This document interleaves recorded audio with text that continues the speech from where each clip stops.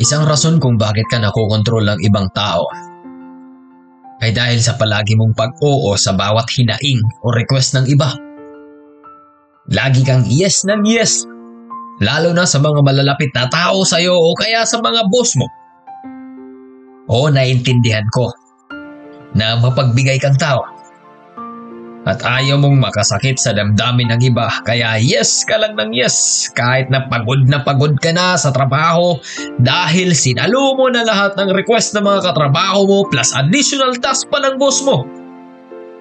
Kahit na gipit ka na dahil hindi mo matanggi ang pautangin ng kaibigan mo, kahit ramdam mo nang nagtitake advantage na sa'yo ang ibang tao dahil madali kang lapitan, kahit na yung partner mo niloloko ka na, yes ka pa rin ng yes.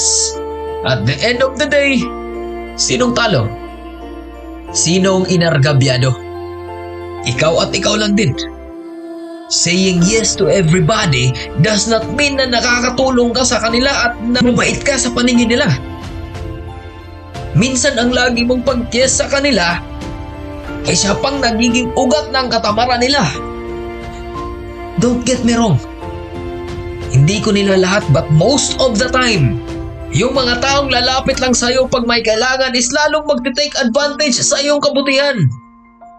Aabusuhin ka nila hanggang sa maging exhausted ka. Yung free time na meron ka na sana ay napunta pa pala sa iba. Yung energy at pera na para sa'yo sana ay nagamit patuloy ng iba. Kaibigan, sometimes you have to say no. Sometimes you need to stop them for them to learn and do those things na para sa kanila. Saying no is not being selfish.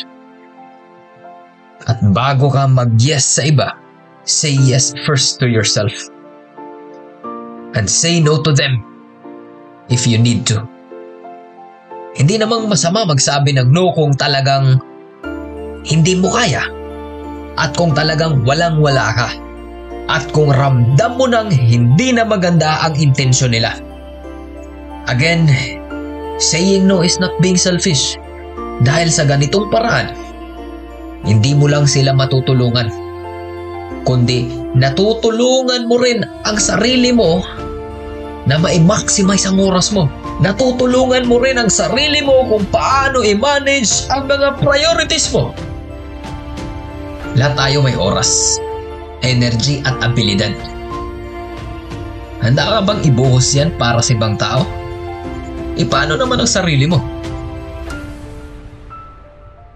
Alalahanin mo lagi na hindi yan pagiging sakim. Dahil pag ikaw ang naubusan, pag ikaw ang nawalan, pag ikaw ang nangangailangan, hindi lahat ng yan ay yung malalapitan. At hindi mo rin kayang magbigay kung wala ka namang maibibigay. Kaya unahin mo lagi ang sarili mo. Learn to say no when you need to. Learn to say yes kung alam mong totoo at kailangan mo. Kung talagang gusto mong makatulong sa iba, tulungan mo muna ang sarili mong makaginhawa. Bigyan mo muna ng panahon ang sarili mo bago ang iba. Bigyan mo rin ang sarili mo ng pahinga.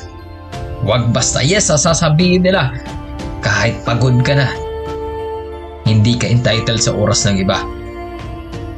Dahil ang oras mo, sa'yo yan. Kaya huwag kang magdalawang isip na mag-no.